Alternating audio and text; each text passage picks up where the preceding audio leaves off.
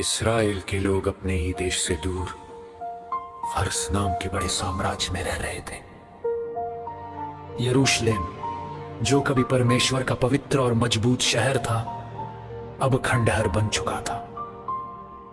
उसकी ऊंची दीवारें टूट चुकी थी, फाटक जला दिए गए थे और शहर दुश्मनों के लिए खुला पड़ा था। वहां रहने वाले लोग डर, शर्म और अपमान के साथ अपना जीवन जी रहे थे। उसी समय फारस के राजा अर्थक्षत्र के महल में एक व्यक्ति रहता था, नहम्याह। नहम्याह कोई सेनापति नहीं था, कोई राजा नहीं था। वह राजा का प्याला भरने वाला था, लेकिन ये एक बहुत जिम्मेदारी वाला काम था, क्योंकि राजा उस पर भरोसा करता था। नहम्याह परमेश्वर से प्रेम करता था और अपने लोगों के लिए गहरी चिंता रखता था। एक दिन यरूशलेम से आए कुछ लोगों से नहम्याह ने शहर की खबर पूछी।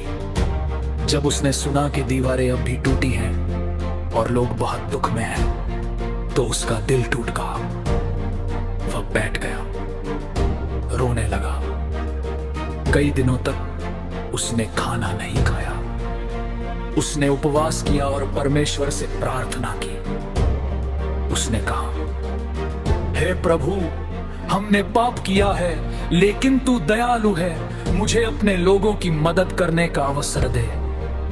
एक दिन जब नहम्याह राजा के सामने गया, तो उसका चेहरा उदास था। राजा ने यह देख लिया और पूछा, तू उदास क्यों है? यह सुनकर नहम्याह डर गया, क्योंकि राजा के सामने उदास होना खतरनाक हो सकता था। फिर भी उसने साहस जुटाया और सच बताया कि उसके पूर्वजों का शहर उजड़ पड़ा है। राजा ने उससे पूछा, तू क्या चाहता है? नहम्याह ने मन ही मन परमेश्वर से प्रार्थना की और फिर उत्तर दिया। राजा ने न सिर्फ उसे यरूशलेम जाने की अनुमति दी, बल्कि लकड़ी, सुरक्षा और अधिकार के पत्र भी दिए। ये साफ था कि परमेश्वर नहम्याह के साथ था। यरूशलेम पहुंचकर नहम्याह ने तुरंत कुछ नहीं कहा। वो समझदार था। रात के अंधेरे में चुपचाप वो शहर की टूटी दीवारों को देखने निकला। हर जगह जले हुए पत्थर, गिरे हुए फाटक और तबाही के निशान थे। लेकिन नहम्याह के मन में डर नहीं, बल्कि आशा थी। अगले दिन उसने लोगों को इकट्ठा किया और कहा, तुम देख रहे हो कि हम किस हाल में हैं। आओ हम मिलकर दीवारें फिर से बनाएं, ताकि हमें अब और अपमान न सहना पड़े। उसने उन्हें बताया कि कैसे परमेश्वर ने उसकी मदद की और कैसे राजा ने उसे भेजा। लोगों के दिलों में हिम्मत आ गई। सबने एक स्वर में कहा, हम उठकर निर्माण करेंगे। काम शुरू हुआ। कोई पत्थर उठाता, कोई गारा बनाता, कोई फाटक जोड़ता। हर परिवार अपने हिस्से की दीवार बना रहा था। शहर में फिर से जीवन लौटने लगा। लेकिन ये सब देखकर दुश्मन खुश नहीं थे। सनबल्लत, तोबिया और उनके साथी नहम्याह का मजाक उड़ाने लगे। वे बोले, ये लोग क्या कर रहे हैं? एक लोमड़ी भी दीवार पर चढ़ेगी तो गिर जाएगी। नहम्याह ने जवाब में झगड़ा नहीं किया। उसने परमेश्वर से प्रार्थना की और काम जारी रखा। जब दुश्मनों ने धमकियां देनी शुरू की, तब नहम्याह ने लोगों को तैयार किया। आधे लोग काम करते थे और आधे हथियार लेकर पहरा देते थे। कुछ लोग एक हाथ में औजार और दूसरे हाथ में तलवार लेकर दीवार बनाते थे।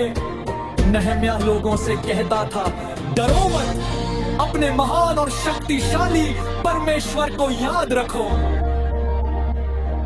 दिन रात मेहनत चलती रही। थकान थी, डर था, लेकिन विश्वास उससे बड़ा था। और सिर्फ बिल पड़ोसी दिनों में जो असंभव लगता था, दीवारें पूरी हो गई। जब दुश्मनों ने यह सुना, तो वे डर गए। उन्हें समझ आ गया कि ये काम इंसानी ताकत से नहीं बल्कि परमेश्वर की सहायता से हुआ है। लेकिन नहम्याह का काम यही खत्म नहीं हुआ। उसने दीवारें ही नहीं, लोगों का जीवन भी सुधारा। उसने एजरा के साथ मिलकर परमेश्वर का वचन लोगों को सुनाया। लोगों ने अपनी गलतियां मानी, रोए और परमेश्वर की ओर लौट आए। नहम्याह एक सच्चा नेता था जो प्यार किया करता था, जो डर के आगे नहीं झुकता था और जो लोगों को साथ लेकर चलता था। उसकी कहानी हमें सिखाती है कि अगर विश्वास हो, साहस हो और परमेश्वर पर भरोसा हो तो टूटी हुई दीवारें भी नहीं, टूटी हुई जिंदगियां भी फिर से भारी हो सकती है।